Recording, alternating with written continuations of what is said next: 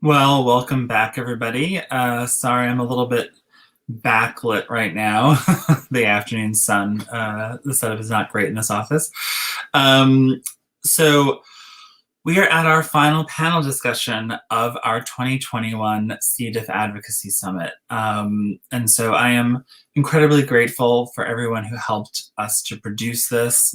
It has been a great 2 days with a day of lobbying that was also quite successful in between it. So I want to introduce our final panel discussion. If you're watching this, I'm sure you're aware that the treatments for recurrent C. diff are somewhat limited. For the 60 or 70% of people that get a mild C. diff infection and are cured by another course of antibiotics, those guys are pretty much okay. But for about 20 to 30% of C. diff patients, they deal with multiple recurrences. And since we started this foundation following the death of my mom in 2010, there's only been 2 new treatments approved for C. diff. The first was fidaxomicin in 2011, and then more recently, Zimplava, which is an adjunctive treatment, were approved. And of course, for the last 7 or 8 years, we've seen the rise of fecal microbiota transplant. But that is still really insufficient, and certainly not at the scale that we see developed in terms of other diseases, particularly chronic ones.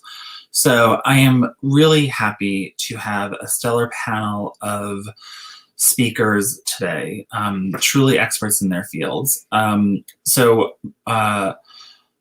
The session is going to be moderated by a member of our Scientific Advisory Council, Dr. Daniel Friedberg from Columbia University Medical Center. He is joined by Kelly Brady of Series Therapeutics, Camilla Graham from Summit Therapeutics, Zain Kassam of Finch Therapeutics, Wes Kim of Pew Charitable Trusts, not Therapeutics, and lastly, Dr. Maji Osman of OpenBiome. So thank you guys so much for taking the time out of your afternoon to be with us. I think this is going to be a stellar conversation, and I will pop back in at the end to help you guys with the Q&A. So have a great one, break a leg, and thanks again so much. This is Dan Friedberg from Columbia University. I'm a clinician and a researcher focused on C. diff and on other infectious diseases that are related at some level to antibiotics. I'm really excited to introduce this session. I'm excited to hear the other speakers. I suspect that I'll learn a lot too. And I was tasked with describing some unmet treatment needs in C. diff in just 10 minutes. So here's the 3 needs that I came up with. 1, treatments that are more effective. 2, treatments that don't involve more antibiotics. And then 3, some kind of precision microbiome treatments. And I'll go through these 3 needs right now. So this is a trend of healthcare-associated C. diff infection at my institution. But if I showed you the trends at other institutions in the country, probably it would look very similar. We're not doing a lot worse recently compared to past years, but we're really not getting any better either. It's pretty much a flat line, albeit a messy one. And that's for inpatients. But what about for outpatients? Almost half of C. diff now is outpatient. So the first episode, you get vancomycin 4 times daily. There's some variations on this algorithm, but this is basically the algorithm. The second episode, same drug. Maybe it's tapered, maybe it's pulsed in some way. The third episode, maybe fidaxomicin, maybe FMT, but we'll talk about the barriers to that. And then the fourth episode, what are you going to do now? Now, this kind of a problem is relatively common that, like Christian was saying, 60, 70% of people, they get better with 1 course of vancomycin. Fine. But if you start with 1,000 people, that leaves you with, say, 250 people who are still have diarrhea after the first episode, and the numbers keep getting worse. Another episode, you're going to be a lot less likely to be cured. And then as you get to the third or the fourth episode, it's starting to become pretty unlikely that you're going to be cured. You might say, well, 50 out of 1,000 people doesn't sound so bad. But when you start with a denominator of 500,000, you're talking about a lot of people who have chronic diarrhea. And remember how bothersome these symptoms are. If you've if you're watching, you haven't had C. diff and you haven't had a relative who's had C. diff, you could probably relate to it, at least because you've had some kind of infectious gastroenteritis at some point in life. Almost all of us have. And if you think about how incredibly debilitating having those symptoms are for even just 24 hours or 2 days, imagine having those symptoms for weeks or months or years. It totally destroys and controls your life.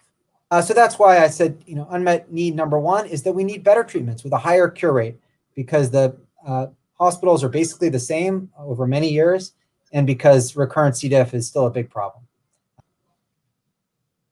The other unmet treatment need I'll highlight is that, as you saw, vancomycin is really the backbone of clinical therapy for C. diff. Basically, everybody is getting vancomycin off the bat, and usually they're getting it the second, the third, the fourth time, whatever. But vancomycin is not totally benign. We're using an antibiotic for an antibiotic-related problem. And what happens is you get something called vancomycin-resistant enterococcus, which also takes over the gut because you've lost the good bacteria. And when you get VRE, VRE stays for a very long time. It stays for months or maybe for years. And having VRE is not nothing. Although the VRE doesn't cause diarrhea like C. diff does, it is a risk, certainly in hospitalized patients, for bad things happening, for other infections, even for death in the long term.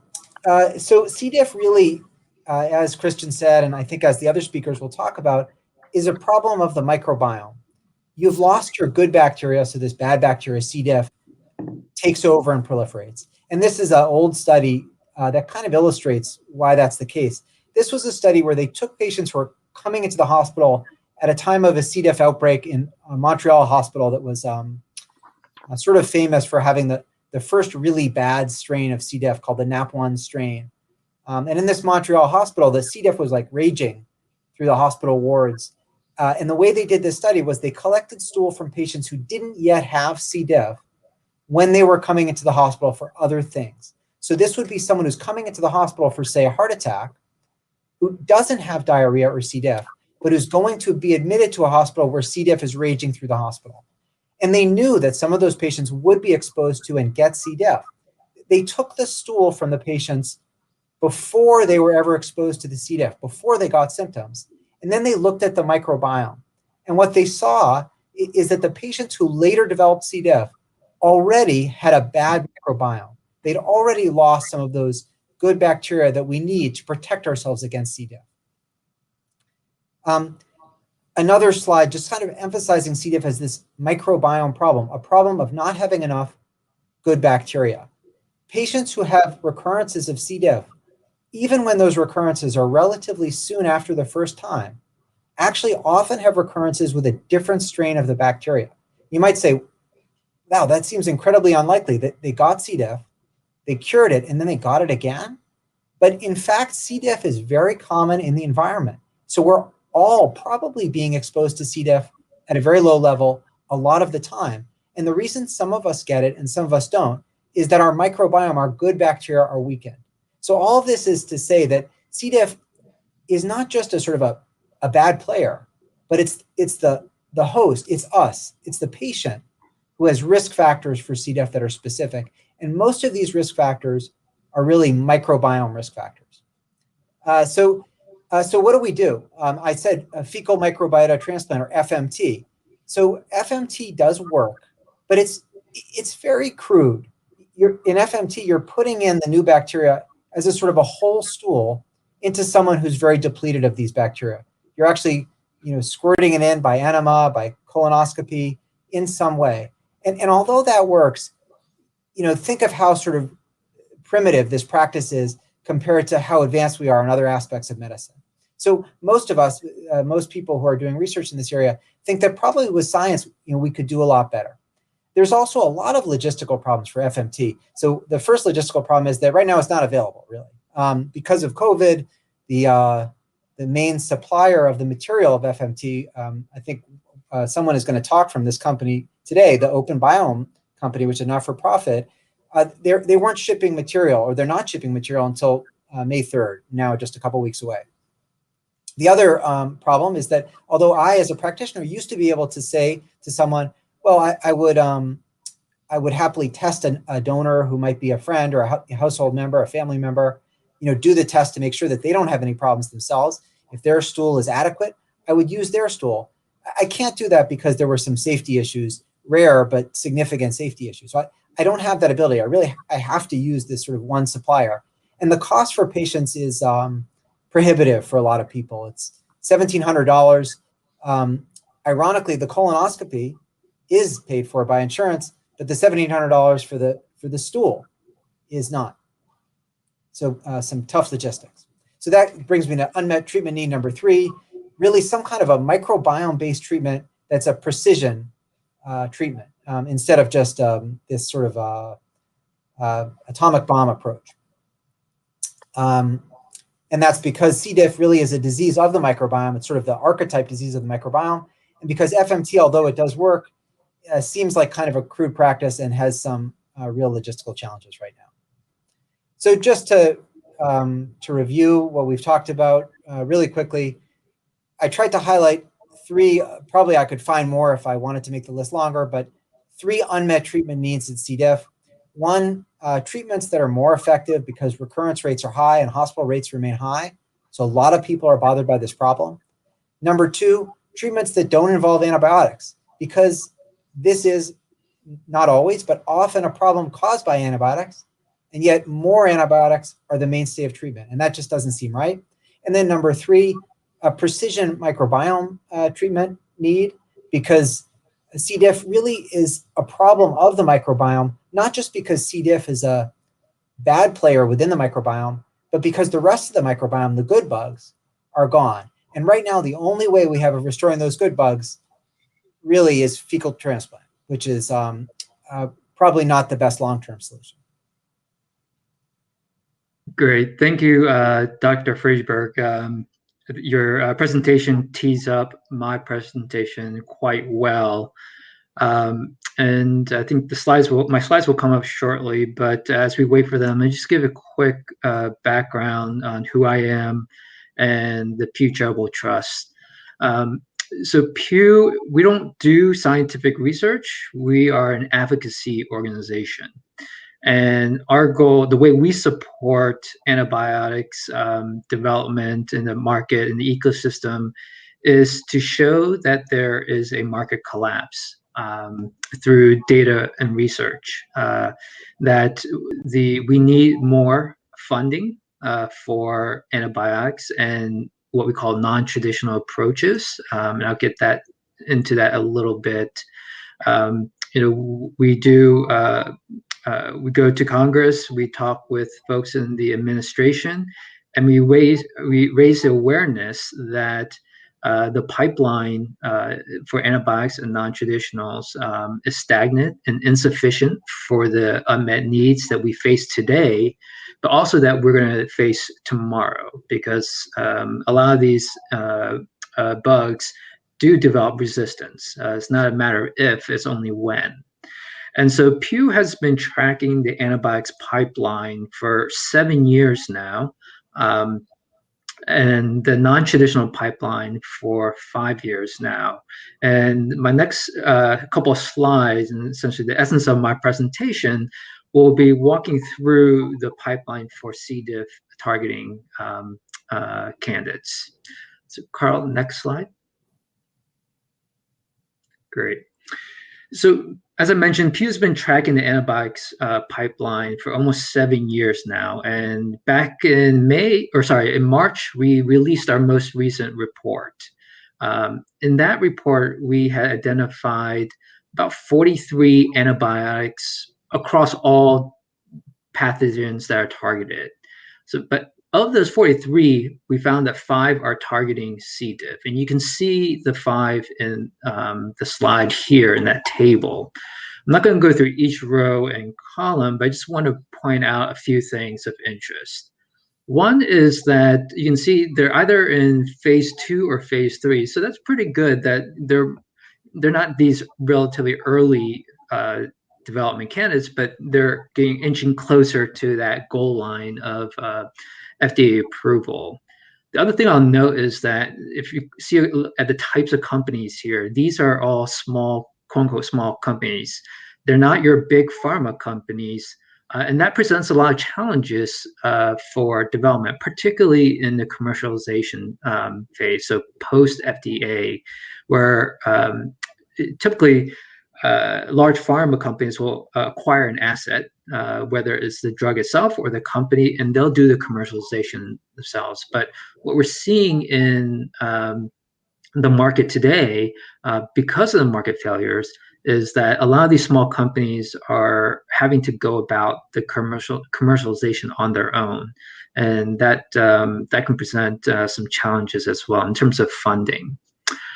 The last thing I want to note on the slide is the innovation that's going on, and as you see, of the 5, 4 are what we call are represented by as novel classes of drugs, and this is fantastic.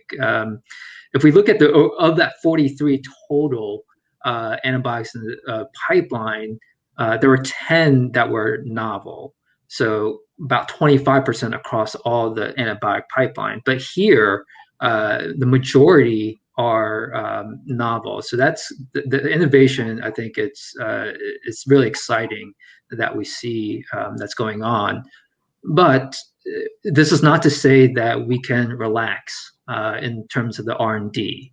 I think everyone who's familiar with drug development knows that not every single drug in a pipeline will get FDA approval. Attrition is just part of the drug development risks that companies take. And so even though the slide may appear to show that there's a robust pipeline, we cannot ease up in terms of the efforts. So next slide, Carl. As I mentioned, we also track non-traditionals, and this is a terminology to cover essentially everything but small molecule antibiotics. So these are novel approaches to tackle infections. And again, this slide is just focusing on C. diff. There are 13 non-traditionals that are targeting C. diff, and this represents 1/3 of all the non-traditionals that we've been tracking in our pipeline. So again, pretty decent amount relative to the overall non-traditional pipeline, clinical pipeline. Again, a very busy slide, so I won't go through each row and column, but here you'll see in the type of product, quite a diverse group of approaches. Live biotherapeutic products, these are essentially what they do is modulate the microbiome so that there's a better balance of good versus bad bugs, as Dr. Friedberg had noted. But you also see some, vaccines, antibodies that will target some specific toxins, as well as what we call antibiotic inactivators, where they absorb free-floating antibiotics, so to speak. And so, again, it's encouraging to see different types of approaches. I think it's great that there's a great level of innovation here. However, again, I have to say that we can't look at the slide and say enough. Enough R&D is occurring. We constantly need to innovate, and it's great to see all these types of companies looking at different approaches to tackle the challenges that Dr. Friedberg had mentioned that he sees in his clinic. So with that, that concludes my talk. Thank you.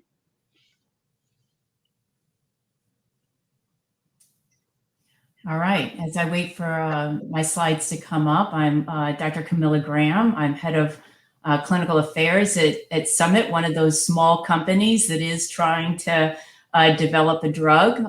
We're actually pretty excited about the opportunity.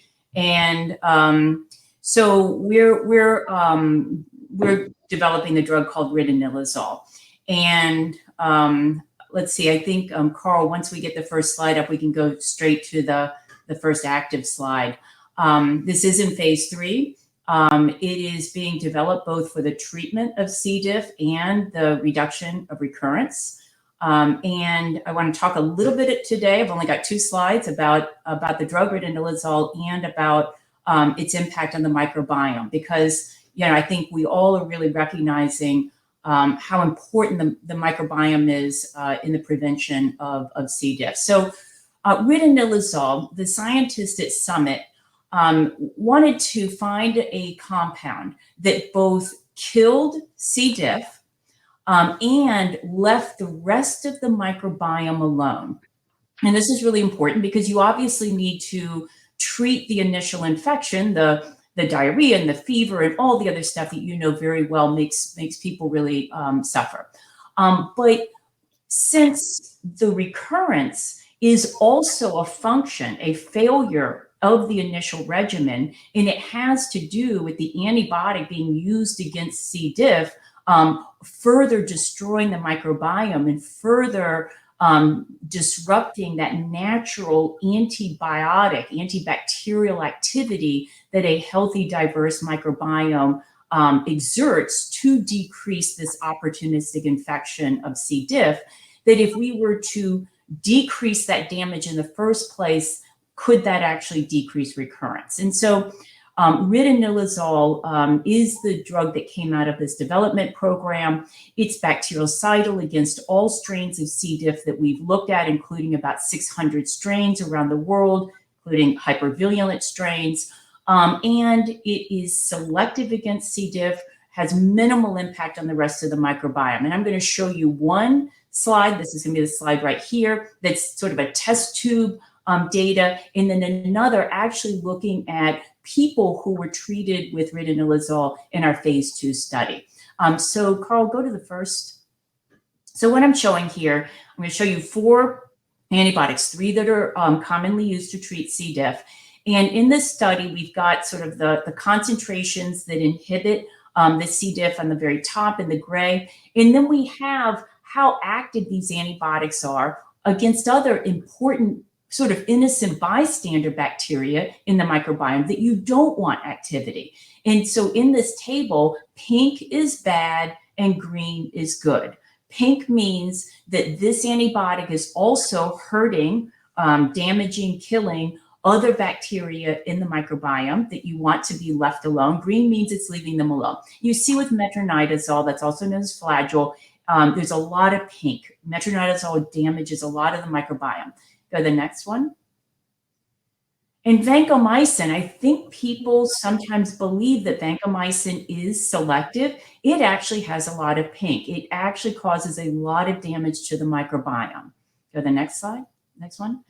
Fidaxomicin is more selective, but it does still impact certain of the important species that help prevent C. diff in the microbiome.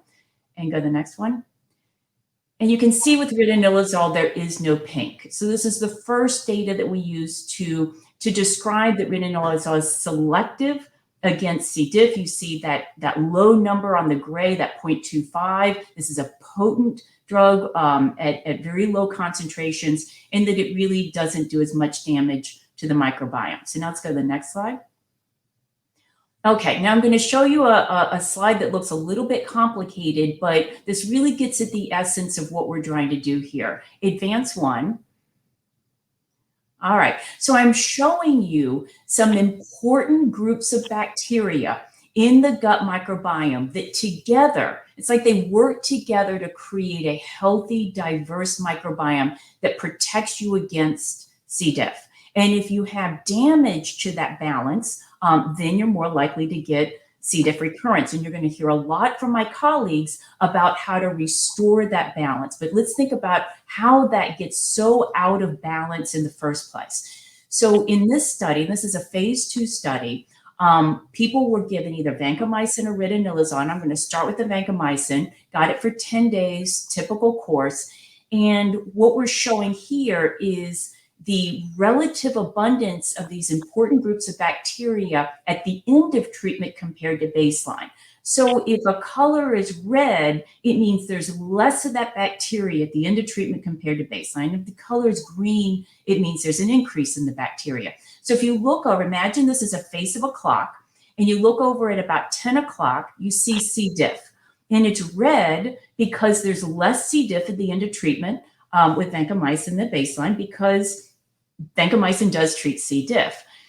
Now, there's a really important group of bacteria, and several of the other companies you're going to be hearing have also identified. These are the firmicutes.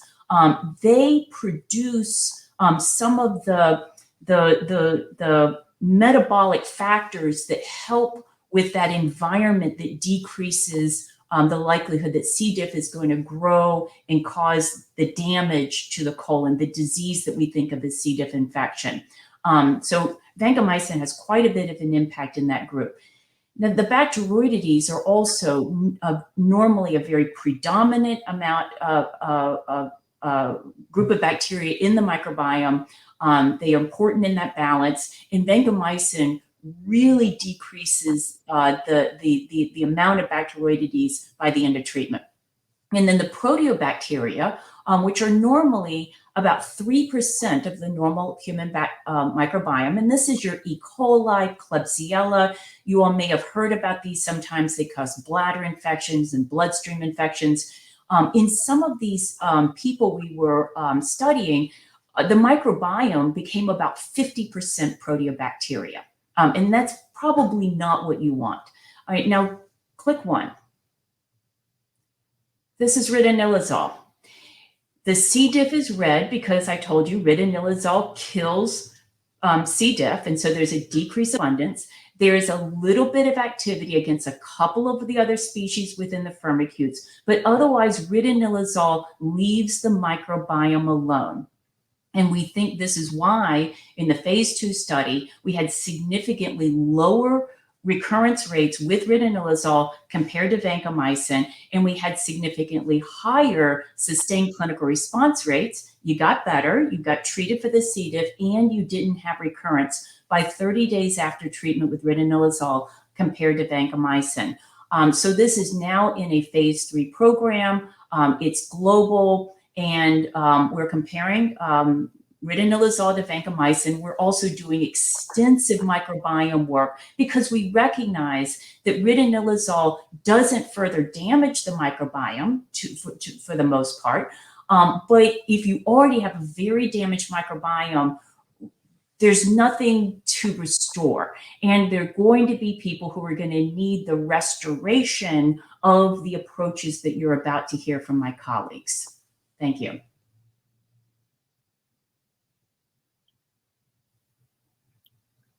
Thank you very much, Camille. That was a really interesting presentation. And whilst Carl is putting up the slides, I'll introduce myself. My name is Majdi. I'm an infectious disease physician and chief medical officer at Openbiome. We're a nonprofit based in Boston with the mission of enabling safe access to fecal microbiota transplantation, as well as supporting research using this approach in other disease indications. And what I'm going to be walking through today is sort of a bit of the background about Openbiome, how we started, where we've grown to become, and maybe pointing a bit towards the future as well. And hopefully that can lead into our discussion later. So as I mentioned, we're a nonprofit stool bank. We screen, store, and distribute treatments for FMT. And we started, because of one patient, actually. This was a relative of our executive director, a young guy in his early 20s, had a simple gallbladder surgery and developed C. diff afterwards following a course of antibiotics. The same story that, hundreds of thousands of patients in the US face every year. And, unfortunately, at the time, this was before Openbiome started, couldn't find a provider to get a fecal transplant. He would have had to wait several months, drive a few hours down to New York. Not really a way that a patient in his state should sort of be able to have access to this kind of treatment. And so unfortunately, he took matters into his own hands and actually sourced a stool from a friend and performed the FMT himself. And hearing this story is not a a dignified way that patients should be accessing a treatment that at the time was becoming a standard of care for patients who, as Dr. Friedberg had said, had failed multiple rounds of treatment and were experiencing their third or more recurrence. If you could go to the next slide, please. And so, hearing this experience of this one individual, at OpenBiome, we sought to basically set up a bit like a blood bank, but for stool, a way that patients could access this treatment, or hospitals could access this treatment to administer to their patient without having to go through the arduous process of sourcing a donor themselves and performing all of the screening and processing of the material. And just to step back for a moment, FMT is the transfer of the whole gut microbiota from a healthy donor to a patient that is experiencing a particular condition, in this case, C. difficile infection. And it can be delivered via capsules or via upper delivery, so a nasogastric tube or a upper endoscopy, or via lower delivery via colonoscopy or sigmoidoscopy or enema. And the efficacy rates that we've seen, from randomized controlled trials now report around an 80% efficacy rate. And we've similarly observed similar cure rates from our experience of shipping this treatment to several thousand hospitals and for over 55,000 cases. If you go to the next slide, please. And so, how do we scale fecal transplants? Considering the complexities that I mentioned for that one individual patient at the start. Well, at OpenBiome, we take all of the screening and manufacturing of the FMT material out of the hands of clinicians so that they can focus on just ordering the treatment for the patient and scheduling the procedure at an appropriate time for the patient.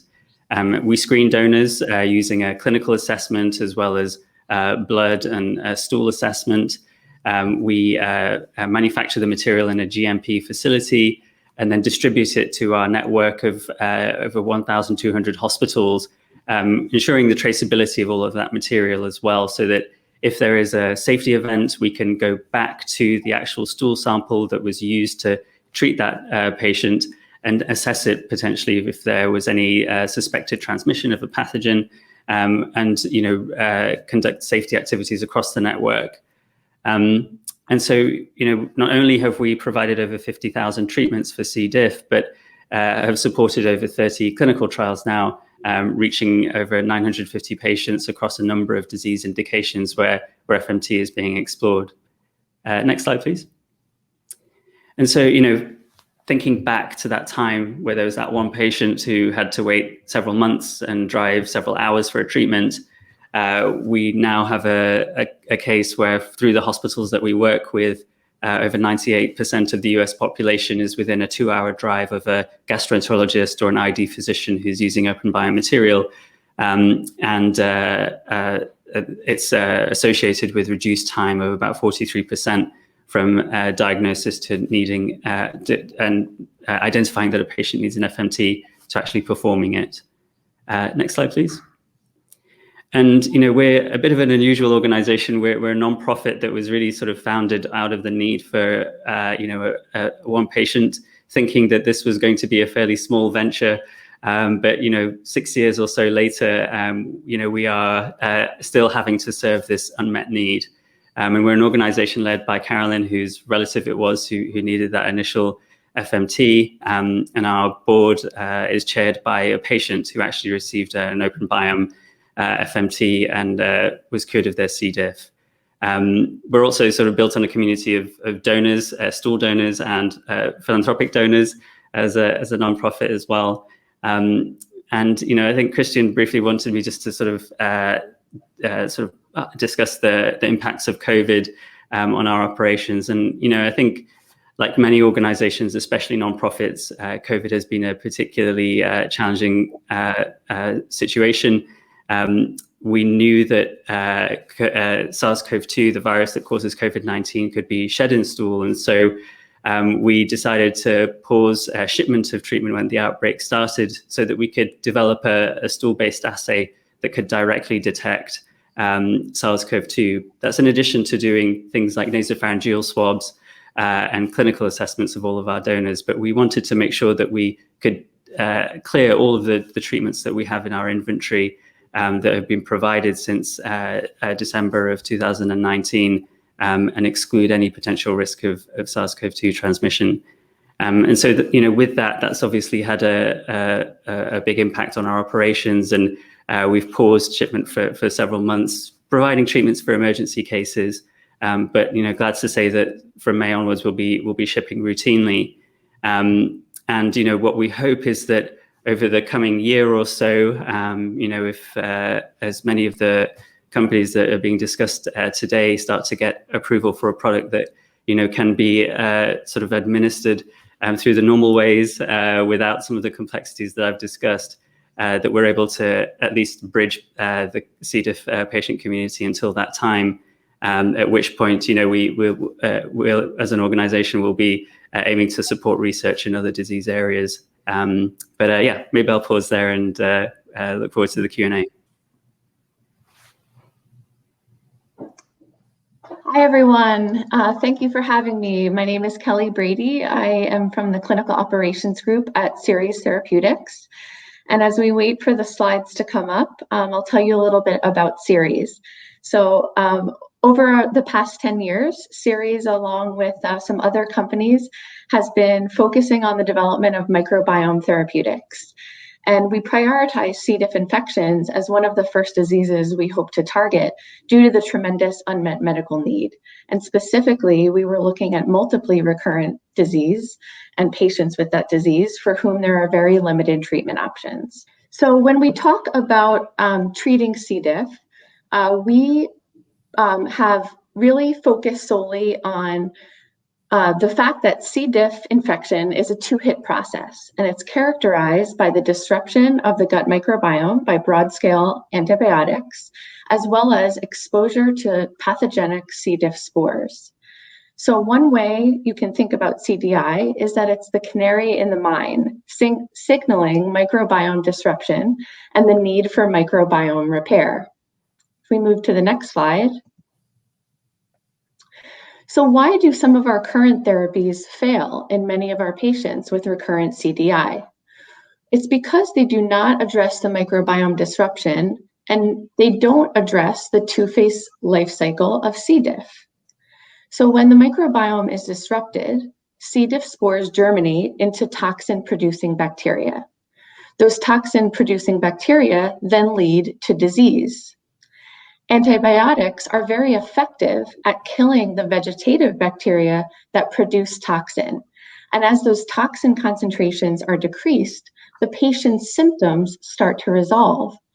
However, antibiotics may have no impact on the metabolically inactive spores, and these spores then serve as a reservoir for the vicious cycle of recurrent infection. And so symptoms recur because the microbiome remains dysfunctional, facilitating the vicious cycle. So at Seres, we feel that C. diff requires a two-pronged approach to achieve a sustained clinical resolution. Next slide, please. So just as we heard from some of the speakers today about FMT, one of the most important learnings from FMT studies is that the microbiome recovery is key to achieving a clinical response. So as you can see from this slide, studies have shown consistent changes in microbial composition following administration of FMT. Specifically, just as Camille called out, within days, we can see that spore-forming firmicute bacteria are gained and pro-inflammatory gram-negative proteobacteria are lost. Changes in other major phyla are not observed until 30 to 60 days later. And so the timing of these changes from FMT studies suggests that firmicutes are a key driver to clinical outcomes. All right, so we also heard, of course, about FMT. And while FMT provides a proof of concept supporting the need for microbiome recovery to achieve a durable response, however, estimates of efficacy are unclear, and FDA safety alerts have highlighted the vulnerability of FMT to undetected or emerging infections, such as COVID-19. And this is where we all feel we need a safer, more efficacious approach to treating recurrent CDI. Next slide. So now I'll tell you a bit about series SER-109. SER-109 is an investigational oral microbiome treatment designed to break the cycle of recurrence. It's an ecology of firmicute spores, which germinate into bacteria to prevent the germination and growth of C. diff spores. In animal models, we've seen that SER-109 restores the microbiome-associated functions that prevent recurrent CDI.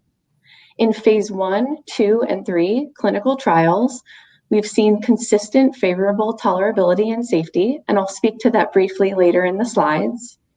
SER-109 is an oral, low pill burden, 4 capsules for 3 days, and spores are resistant to gastric acid. We've also received breakthrough therapy and orphan designation by FDA. Next slide. So briefly, I'll talk about the manufacturing and quality teams at Seres.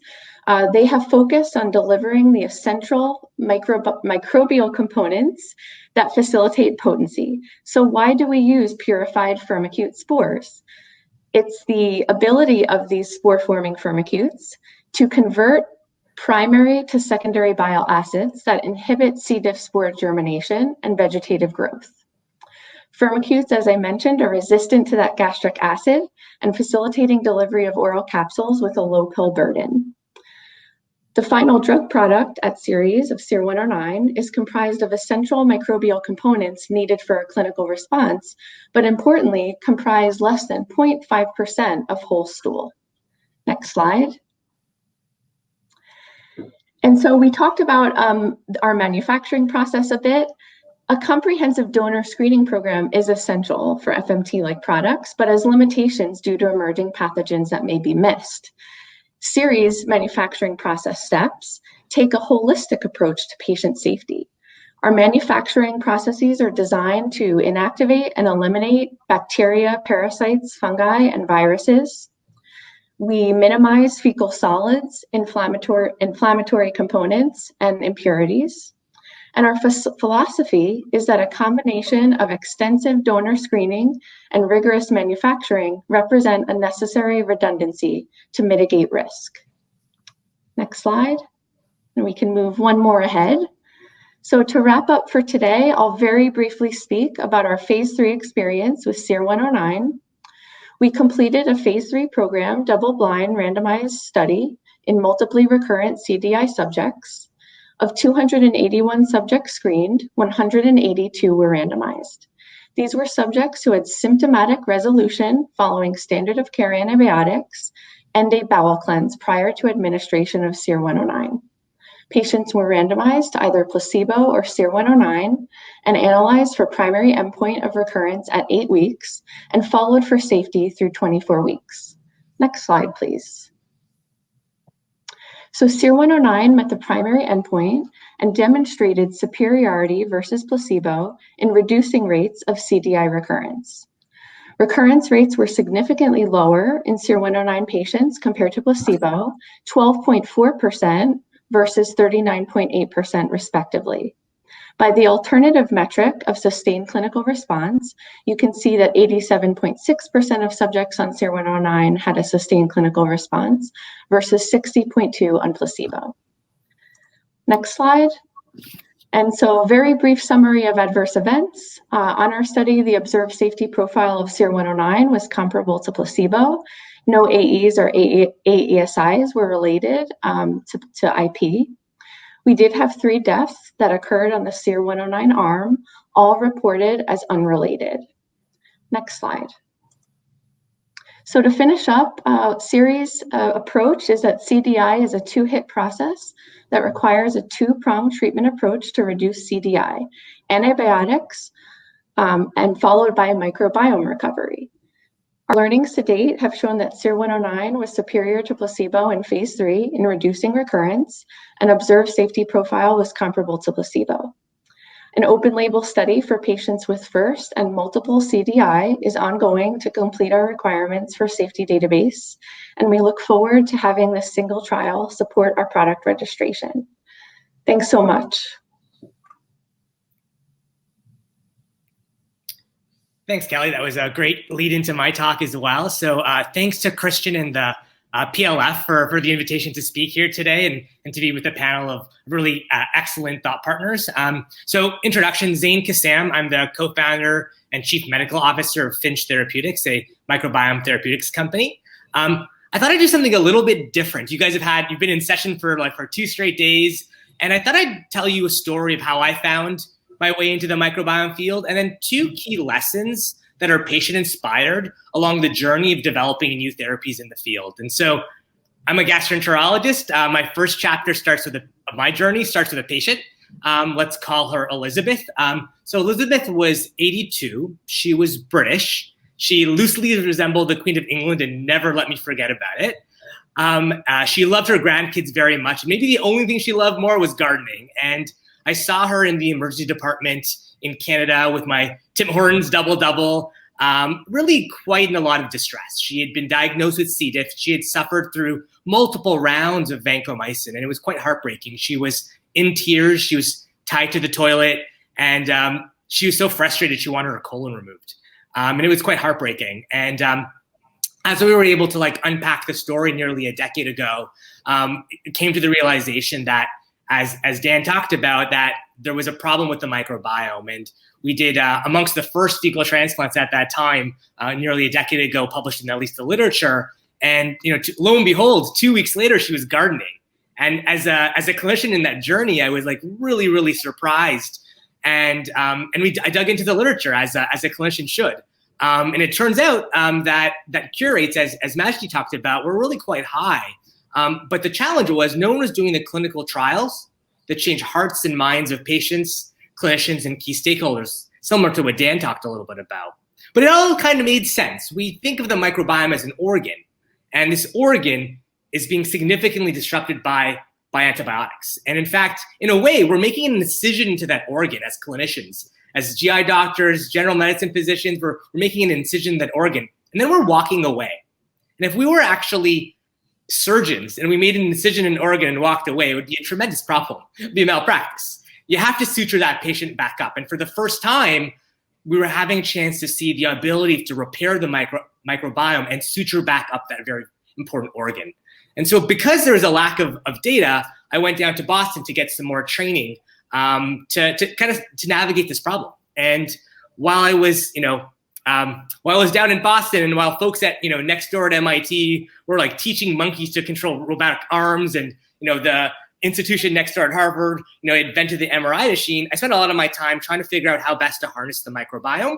And it actually gave me a lot of time to reflect on my journey and think about Elizabeth again. And the story that Elizabeth told me was the most frustrating part was the waiting.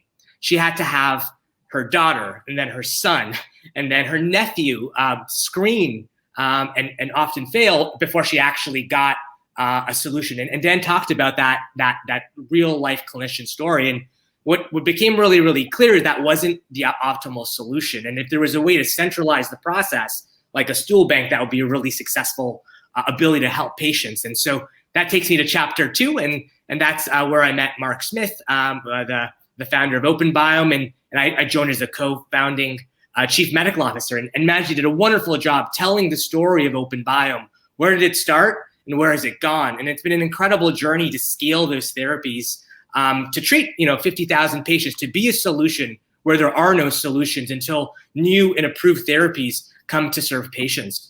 But along that journey, I had another patient who talked to me, and most FMTs are done by colonoscopy and have a bowel prep.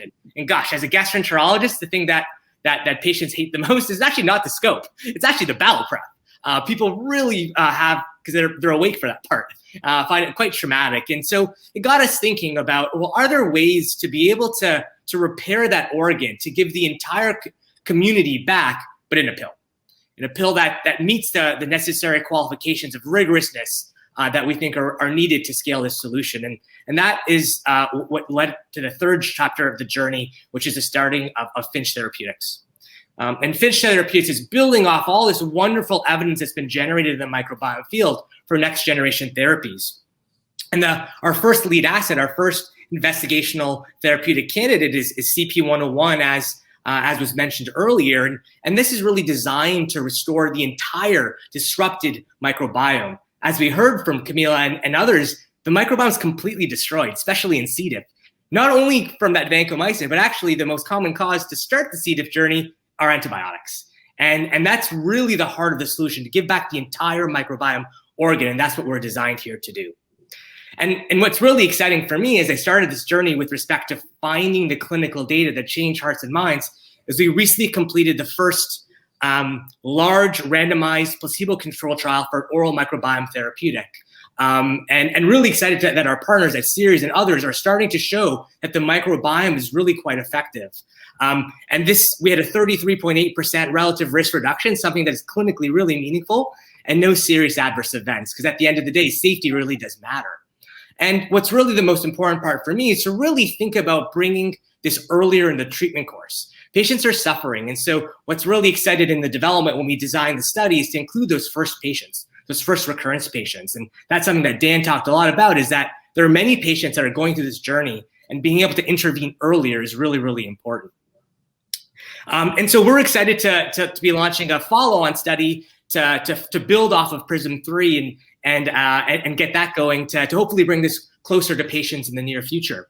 But I want to kind of like zero in on the two lessons that I learned that are patient inspired. And so the first is actually really listen to patients. Don't just hear, truly listen. Folks like you have a huge impact on the way all of us think, whether you're in the academic community, whether you're helping to bring new medicines for patients. Your voice really matters, whether it's talking to regulators. So use your voice and really talk to folks. It totally changed my life. 2 individual patients that totally changed my journey. So do speak up. And second, follow the data. I think there's a lot of misinformation and there's a lot of narratives that don't make a lot of sense. I encourage to be curious, to really interrogate data, to look at trials, to be an advocate of knowledge, and to talk to your clinicians and your caregivers together in a constructive way. To me, it's about data, and I think that's what changes hearts and minds of patients, clinicians, at the end of the day, all the stakeholders to make new medicines for patients. So with that said, I'll throw it back to Christian and Dan to open up the question and answer. So Majdi, you spoke a little bit about open biome as a bridge to whatever's coming next. And I don't know if what's coming next is from Finch or from Series, or I hope from both, because I hope we have a lot of options as clinicians. But I also am kind of scared at the idea of this bridge going away. So what's going to happen? Can you tell us more about the future? Yeah, absolutely. Yeah, no, thank you, Dan, for that question. So I think, as you say, first instance is that hopefully the majority of patients with C. diff will be served by these approved products. And just to emphasize, I think that is a win for patients. It's a win for the field. It gives us rigorously evaluated studies and placebo-controlled trials to, determine whether or not this is actually an efficacious approach. And it also overcomes some of the regulatory and financial challenges that these patients are facing in getting these treatments.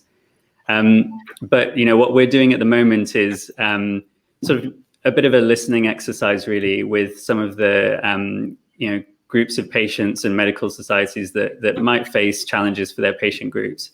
So we're having sort of a close discussions with different groups like the pediatric community, and patient groups as well, to understand, what are the needs going forward, and if open biome isn't going to be the vehicle that might serve that particular patient group, might there be other ways? If there is a need for a local hospital-based stool bank, sharing our knowledge with the world in terms of how we built open biome and how folks can establish their own smaller stool banks, whether that's for research or whether that's for serving their sort of niche patient community.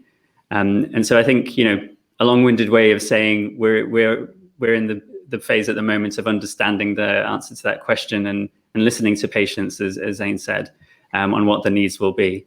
But my hope is that the vast majority of patients are going to be served by these treatments that come through the door. Thank you, Maji. That was a good question, Dan. You took the heat off me to ask it.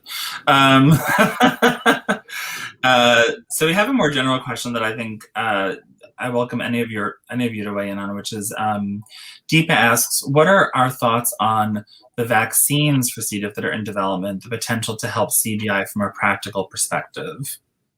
I can start. So if I interpret that question, so on a practical perspective, let's say the science is there, right? So you get FDA approval.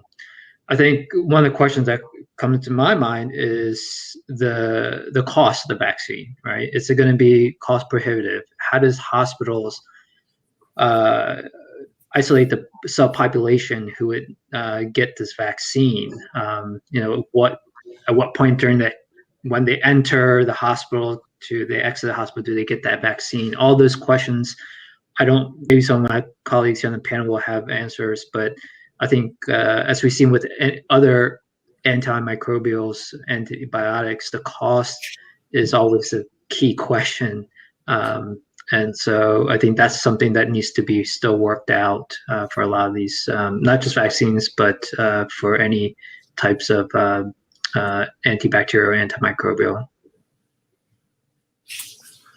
Anyone else have a thought on the potential for a C. diff vaccine?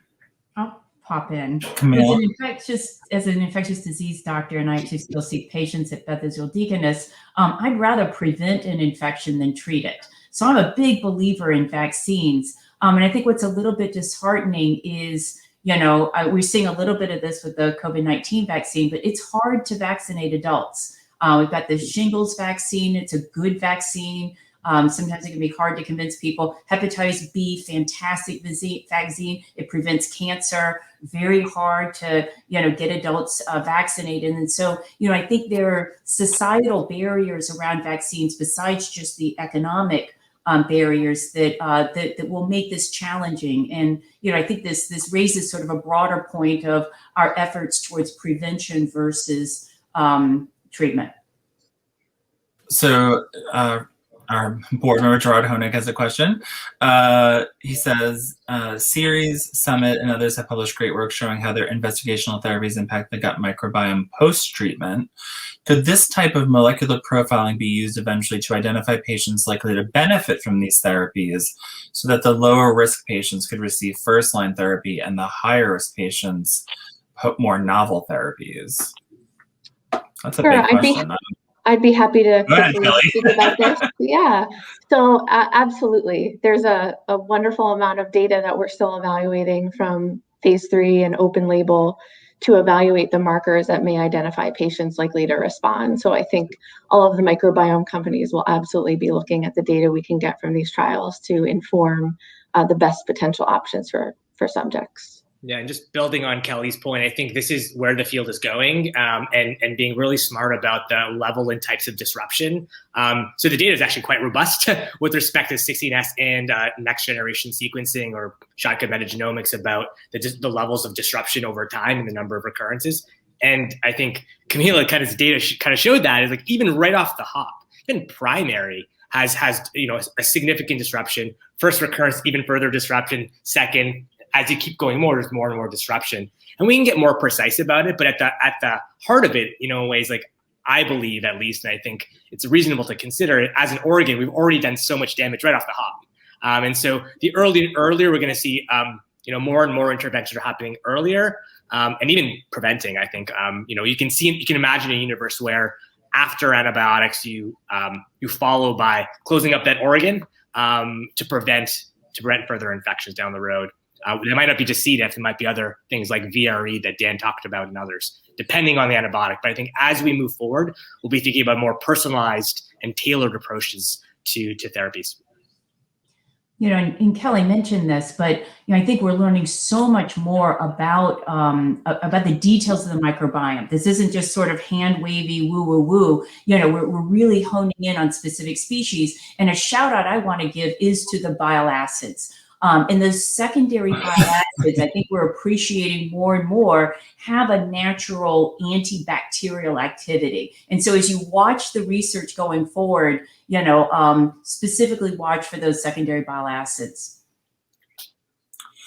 I mean, I would follow on to Gerard's question, because Dan mentioned earlier, the cost of even a donation, even stool sample from from OpenBiome. I said from Microbiome.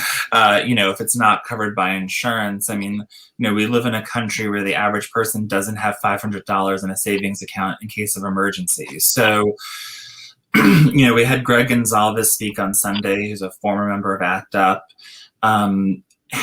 What is it going to take for us to get insurers, the government, patients to say, treating this open wound or treating this infection in the first place is worth as much money as, cancer or heart valve replacement? I mean, we as a society think nothing of spending hundreds of thousands of dollars to prolong a cancer patient's life, but we do not have anywhere near that sense of infectious diseases. And so I'm just curious what, you guys all come from slightly different backgrounds. Like, what do you think we need to do? Do we need a patient voice? Do we need an allied front? Like, what does this look like?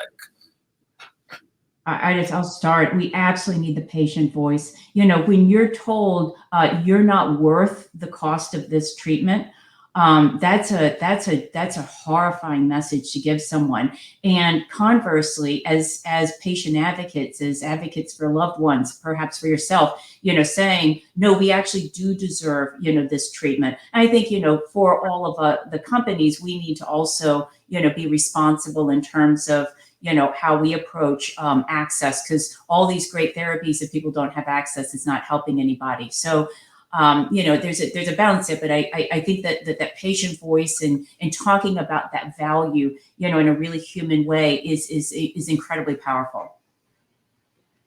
Yeah, I would echo that. I think that, the patient story here, I think, is what's going to drive policy change. And, I think what C. diff is in some ways is a harbinger of what's to come with antibiotic resistance. And we all know that the consequences to society if we have no effective antibiotics for even the most basic infections, well, that's what people with C. diff have been living with for the last 30 years or so.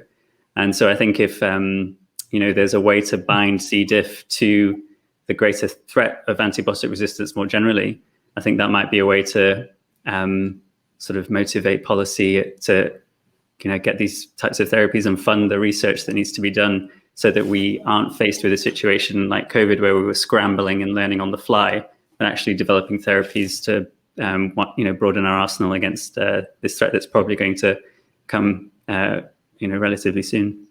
Yeah, and building on that, and I think, we've seen the Van B gene found in C. diff, right? Like, there's resistance coming even in C. diff that we have to be thoughtful about, and it's something we have to be. I think, to Majdi's point, is how it's all framed. But I'd also think an area that is sometimes forgotten about, and that's because of maybe the U.S. healthcare system, but maybe less in other areas, is the patient care costs elsewhere. So, for example, you can spread it to folks, right? And so that transmission cost. Additionally, we know that individuals that are isolated, as C. diff patients are in hospital, they get poor care. Get poorer care compared to those that are not isolated. Similarly, the costs of cleaning, operating theaters, endoscopy suites, and rooms, that is a significant cost that isn't really ascribed in a classical bucket that we currently do. So part of that is we have to be as a unit.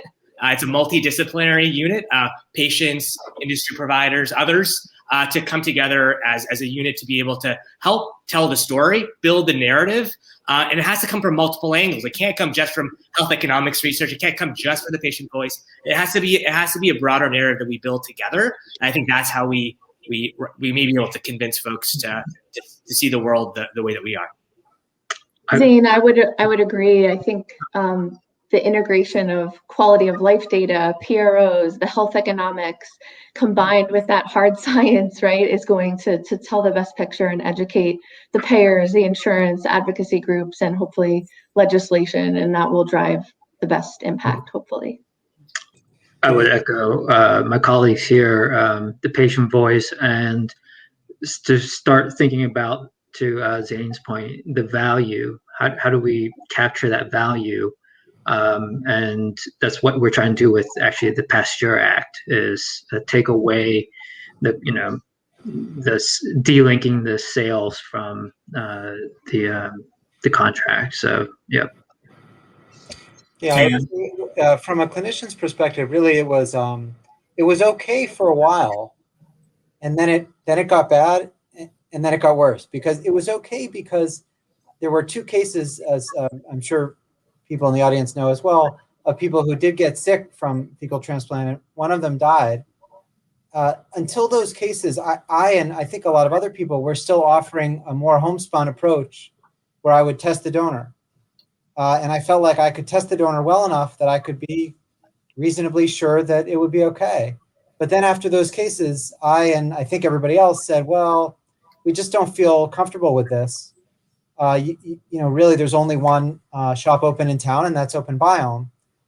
So that was bad because all the testing they do costs a lot of money. Even though they don't make any money off it, it still costs the patient a lot of money. So that was bad. And then it got worse because then they closed because of COVID.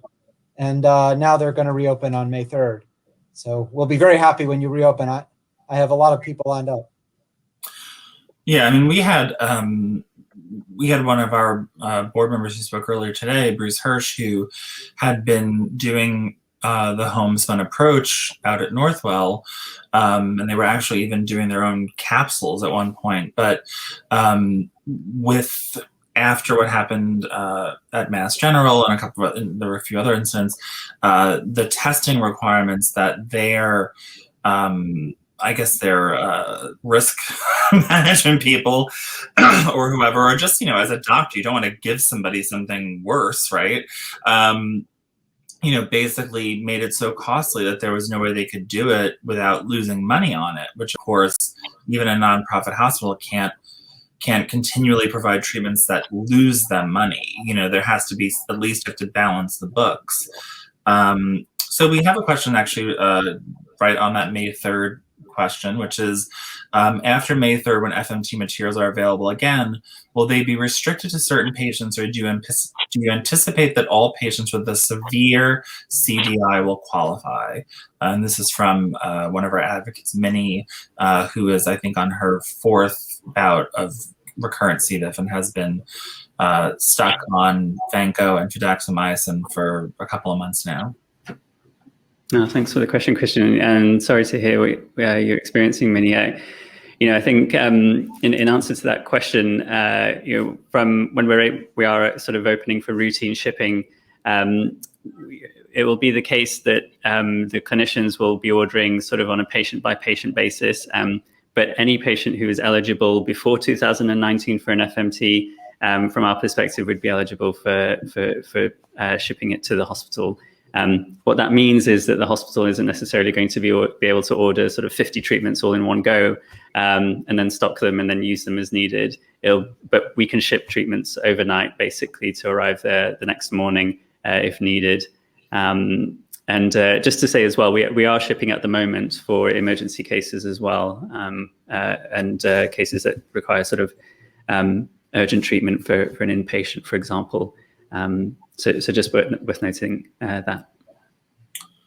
Yeah, I think, unfortunately, Minnie is in the not quite sick enough to meet that criteria right now, but is still miserable. So here's a question that nobody's going to want to answer, which is, what is the approximate timeline for getting some of these novel therapies approved and distributed to those who need them? Everyone's looking the other way. We wouldn't hold you to any of this, but Wes, you came off mic. You put your mic on. Do you want to address this? So yeah, I won't speak to the individual companies, I'll let them, because I'm not obviously intimately familiar with their programs. But I will note, once, as I mentioned, once you get the FDA approval, there's the whole large amount of expenses that goes into marketing, commercialization. You got to manufacture now at a commercialization scale, not just the small scale for clinical trials. That has costs. You got to secure capital for hiring your marketing folks. You got to do phase 4 studies. All these have expenses tied to it.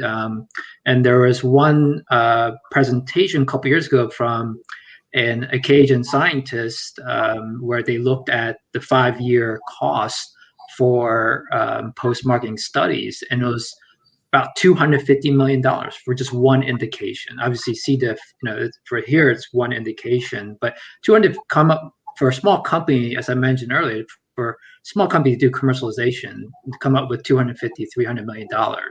That's a substantial hurdle. So I know that doesn't directly answer the timelines to get to the patients, but that does impact the ability for patients to access these drugs in a timely manner. But I'll hand it over to my colleagues here to speak on specific programs. I'll add, we are recruiting in phase 3, and the President Willis Foundation does have our clinical trial website that has a little bit of information, recodifiedtrials.com. If you have folks that you think could, benefit from being in a clinical trial, we're super excited to, see if maybe that's something that could help you. So that's just a little shout out. Camila, I couldn't agree more. As an operations person, it's the education and awareness of these trials that will actually help bring a new therapeutic to market and be available for patients. So whatever we can do to educate about these open clinical trials is the best step and the best we can do. Well, and so I'll say one thing about that, and then I'll put my hat on as the advocacy guy. Which the first is that, there are, in addition to Series and Summit, there are some other companies that have open label trials, that have phase 3 trials occurring. So if you're somebody who is battling recurrent C. diff, we do have all of those listed on our website. We don't, we are willing to highlight trials from companies we work with, but we also pull the data directly from clinicaltrials.gov every quarter and put that on the website. So no one gets preferential treatment in that regard. You can find investigator-led studies, you can find, so go on our website and check that out, because, not only can you potentially get treated, but you can potentially advance the science, which is something that is critically important for all of us. And then putting my advocacy hat on, I would say that, we, while it was not built for this, and we've spent a lot of time with the past 2 days discussing how our public health infrastructure is terrible, but we have seen with COVID that when there is enough pressure, the FDA can move rather rapidly. And so while it doesn't address Wes's point of what happens when something gets approved, the demand to approve new treatments for an indication like recurrent C. diff is pressure that we have not yet really started to bring to bear on the FDA and other agencies, but I think it's something that we're going to have to start to do. I mean, we've been a little hesitant because of COVID, but I think maybe this is also a window where we say, you did that pretty quickly. How about these other treatments that are still an unmet need? So that's something that I encourage folks who are watching to get involved with us on that. We had a great virtual Hill Day yesterday. We're perfectly happy to lobby individual agencies. And if you were here, or when it's available in recording form, to watch Greg Gonzalez's talk about, and Camilla herself was involved in this back in the day with ACT UP, about, patient movements going into and demanding that the government move more swiftly to help them. And that is a big part of that. And that can, be about approval, that can be about access, and that can even, as Wes mentioned, with something like the PASTOR Act, that can be like, how do we pay for this treatment if the market for it is broken. You know, if there's not the return on investment that lets you spend $250 million in post-market. So I think that's something that I would encourage people to think about as well, is that, you know, we're going to fix this. You know, the royal we, everyone on this call right now, this presentation right now, all the people that spoke earlier are advocates who talked about their experiences, and the doctors who spoke with them. So I think we all have to kind of put on our little white knight cap and fight for it. I guess, can you imagine any cancer patient not getting paid for by Medicare or Medicaid a treatment that was 80 to 90% effective and cost $1,700? Like, it's impossible to imagine politically, and yet here we have exactly that situation. And I think, and you know, it's funny, I appreciate the six of you immensely, but I really do appreciate the members of our Advocates Council who, in the past, you know, today and on Tuesday, and on Wednesday, so bravely came forward and described the horror of this disease and what they went through and how it impacted their families. And I really think that that's something that we have to take to whoever needs to hear it. You know, that we have every right to be as demanding as people with oncology. And I think the difference is that we think of somebody, oh, that person's a breast cancer survivor. Oh, that person's a whatever survivor. We don't think of people as a MRSA survivor or a CRE survivor. And that's something that I feel like our advocates are starting to change by saying proudly, I survived C. diff. It was a terrible disease. I don't want you to get it. Here's how we change that. And so I do think there's some need to sort of identify with the disease, you know, with having lived through it and putting that out into the world. I mean, you know, I remember we went from saying that, you know, people had AIDS to you know, PWAs, people with AIDS, you know, and that was how they sort of took control of that identity and changed it into something that could be a force for good. And, you know, we saw, I mean, I lived it from, you know, between 1987 and, you know, and the cocktail coming online in 95, 96, the whole world changed for people with HIV. We still have a lot of disparities we have to deal with, but the treatments are there, the preventatives are there. I'll also say for the data for certainly for healthcare associated C. diff, the mortality data is really the mortality is very impressive, both the short-term, you know, 30-day mortality and the 1-year mortality. Now, some of that is that it goes along with other risk factors, but you know, I think, and some people alluded to this before, it's almost like we could think of it with other diseases like via recolonization or these ICU patients who have, you know, multiply recurrent MDR infections. And that condition, whatever we want to call it, is just a really high risk for death. Yeah. I was, I don't know if I told this story on one of the streams yet, but, you know, we were contacted a few weeks back by a woman who was 75 years old. Her husband was 78. He was recovering from a stroke. While recovering in the hospital, he had 4 C. diff recurrences.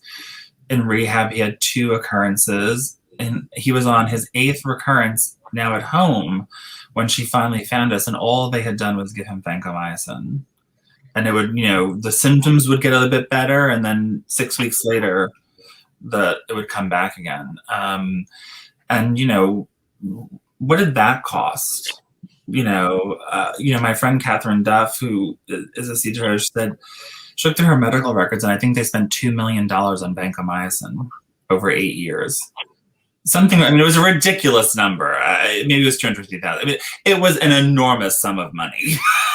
You know, when we're talking about $1,800 or $5,000 or $10,000, you know, what some of these new products may eventually cost once they're on the market. You know, they're not going to be $1 million. But again, we wouldn't think of anything about, you know, you hear it all the time of a new approval for an oncology drug that's, you know, 5 figures, 6 figures a pop, you know. So that is all the time, and I managed to give myself the last word. But thank you all so much for being with us and for sharing this knowledge and for, you know, shining a light on what is possibly ahead for the treatment of this terrible disease. You know, Wes was a bit of a downer, but, you know, we'll we'll work on that with him, you know, once things get approved. So thank you, Dan, for kicking us off. And thank you so much to Camilla, Maji, Zane, Kelly, and Wes. I'm going to let you guys go, and I'm going to just wrap this whole thing up. So thank you guys so much. Thank you. And hey, it's just me now. So thank you so much to everyone who has been part of this summit. I am incredibly grateful to everyone who participated, to all of the presenters. We literally had too many of them for me to name, but I am so grateful for their time and for their commitment to fighting this terrible disease of C. diff infections. I want to give a shout out to our event planner, Kate Talbert of Argus Events, our IT wizard, Carl Doge, I think is how we pronounce it. Sorry, Carl, I didn't learn how to pronounce your name in advance. And also to the indispensable Bernie Deus, who is my right hand and who has really tackled a lot of little last minute troubleshooting issues. So thank you all. And again, I want to thank you, a huge thank you to all the members of our Advocates Council who spoke bravely and eloquently about their personal battles with C. diff. Thanks to the doctors who, like Dr. Hirsch and Terry, who's a nurse, to talk about, you know, the inadequacies that they see in our healthcare system and how we can work together to change that. And lastly, I want to thank once again all of the sponsors that made this year's summit possible, including Pfizer, Merck, Sirius Therapeutics, BD, DNOF, Vedanta Biosciences, the Pew Charitable Trust, Summit Therapeutics, Devolterra, and Hill Scientific and Public Affairs. And again, a great big thank you to our summit's lead sponsor, Ferring Pharmaceuticals. It's only with the support of these organizations that we're able to pull this together, and we are thrilled to have them as our partners. And I really hope that we will all be together in person for the summit next year, or we'll be doing some sort of hybrid model. But either way, we're going to continue to work on educating people and empowering those who have survived C. diff, and together shaping policy so that one day C. diff is rare, survivable, and treatable. Have a great time, have a great weekend, and I'm going to take a much needed few days off. Thanks again.